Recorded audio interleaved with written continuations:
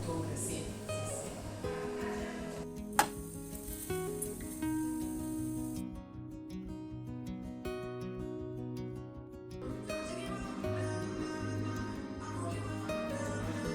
Good morning everyone, কেমন আছেন সবাই? আশা করি সবাই খুব ভালো আছেন, সুস্থ আছেন, আর আমরাও ভালোই আছি। আর আমার নতুন একটি ব্লগে সবাইকে অনেক অনেক ওয়েলকাম। সকালবেলা ঘুম থেকে উঠেই গাছে যখন জল দিতে আসি একবার করে স্ট্রবেরিগুলোকে দেখে যাই পাকলো কিনা। আর এই দেখুন না, স্ট্রবেরিগুলো সবে লাল লাল হওয়া শুরু করেছে। তো আজ যে ব্লগটা আপনাদের সঙ্গে শেয়ার করব সেদিন ছিল আমার ফিটাল ইকোকার্ডিওগ্রাফি টেস্ট। মিডওয়াইফের ক্লিনিকে আজ একটু বেলার দিকে অ্যাপয়েন্টমেন্ট আছে, ওই বেলা 11:15 নাগাদ। আর এই টেস্টটা করার জন্য খেয়ে বা না খেয়ে, মানে ওই খালি পেটে বা ভরা পেটে করতে হবে সেরকম কোনো ব্যাপার নেই। তো সবগুলো ব্রেডকে আমি মাঝখান থেকে কেটে নিয়েছি। এবার এর মধ্যে আমি ওই মাশরুমের যে পুরটা বানিয়ে রেখেছি সেটা দিয়ে দেব। যদিও এটা আমি গতকাল রাতেই বানিয়ে ফ্রিজে রেখে দিয়েছিলাম, কারণ সকালবেলা যদি পুর বানাতে যাই তাহলে আবার আমার অনেকটা সময় লেগে যাবে। তো সেই কারণে আমি আগের দিন রাতেই বানিয়ে রেখেছি। ও এর মধ্যে না শুধু মাশরুমই না, দিয়েছিলাম হচ্ছে লাল আর হলুদ বেল পেপার। বাড়িতে বানানো মাশরুম স্যান্ডউইচটা না খেতে ভীষণই ভালো হয়। আর মাশরুম তো আমার অল টাইম ফেভারিট। মাশরুম দিয়ে বানানো যে কোনো আইটেম আমার ভীষণই পছন্দের। বলতে পারেন আমি একজন মাশরুম লাভার।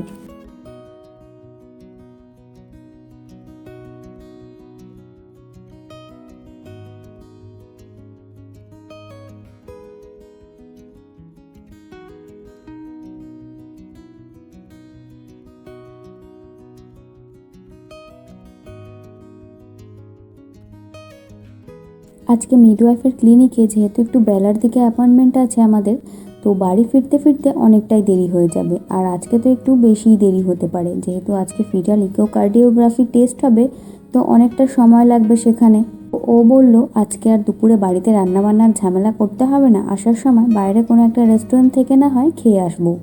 এই যে স্যান্ডউইচ ব্রেডগুলোর মধ্যে আমার পুর ভরা হয়ে গেছে, এখন ওপর থেকে একটা স্লাইস চিজ দিয়ে দিলাম।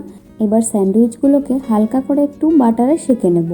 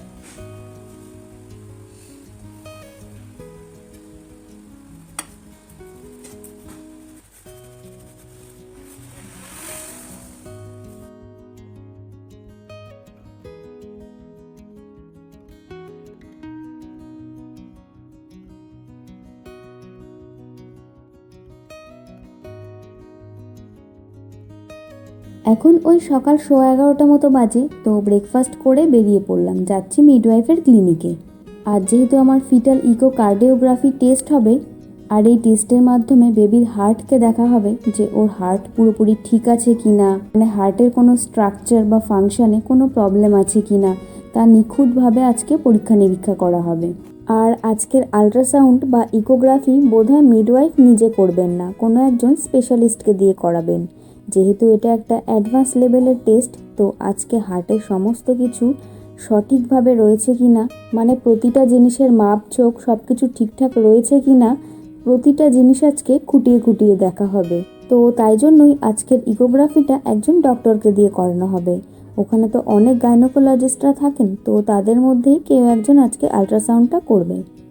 এই যে চলে এসেছি আমরা ক্লিনিকে। তো চলুন এখান থেকে বেরিয়ে তারপরে আবার আপনাদের সঙ্গে কথা হচ্ছে। তো চেক আপ করিয়ে এখন ক্লিনিক থেকে বেরিয়ে পড়লাম, আর ভগবানের আশীর্বাদে আর আপনাদের সকলের আশীর্বাদে বেবির হার্টের কোনো কিছু প্রবলেম ধরা পড়েনি, সমস্ত কিছু ঠিকঠাক রয়েছে। আর আজকের আল্ট্রাসাউন্ড করতে না অনেকটা সময় লেগে গেছে জানেন। এতদিন ধরে তো আল্ট্রাসাউন্ড করছি, তো প্রত্যেক দিন ওই বেবির হার্টবিটটা একটু চেক করা হয়, বেবির মুভমেন্টটা ঠিকঠাক আছে কিনা দেখা হয়, ব্যাস ওইটুকু করতে তো আর বেশি সময় লাগে না। তো আজকে যেহেতু সব কিছু খুঁটিয়ে খুঁটিয়ে দেখা হচ্ছিল, তো আজকে অনেকটা সময় লেগে গেছে। তো যাই হোক, আজকে আবার আল্ট্রাসাউন্ডে নিজেদের বেবিকে দেখতে পেয়ে ভীষণই খুশি হয়ে গেছি।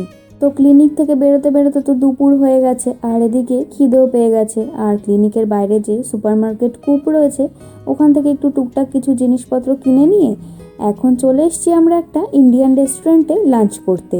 এই ইন্ডিয়ান রেস্টুরেন্টটা আমাদের রিমিনিতেই। এর আগে অনেক দিন আগে একবার এসেছিলাম সকালে ব্রেকফাস্ট করতে, লাঞ্চ করতে এই ফার্স্ট টাইম এলাম।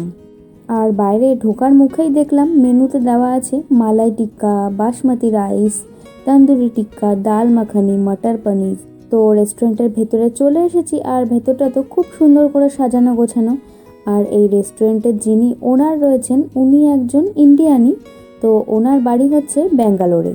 আর আমরা যেদিনকে লাঞ্চ করতে গিয়েছিলাম সেদিন উনি রেস্টুরেন্টেই ছিলেন, তো আমাদের দেখে উনি বুঝতেই পেরেছেন যে আমরা ইন্ডিয়ান। তো উনি আবার এগিয়ে এসে আমাদের সঙ্গে কথাবার্তাও বললেন, তো জিজ্ঞাসা করলেন যে আমরা হিন্দি বলতে পারি কিনা। তো হ্যাঁ, অবশ্যই পারি। উনি আবার বাংলা বলতে পারেন না। তো আমরা ইন্ডিয়ার কোথা থেকে সেটা জিজ্ঞাসা করাতে বলেছিলাম কলকাতা থেকে, তো কলকাতা শুনে উনি বললেন যে উনি বাংলা পারেন না।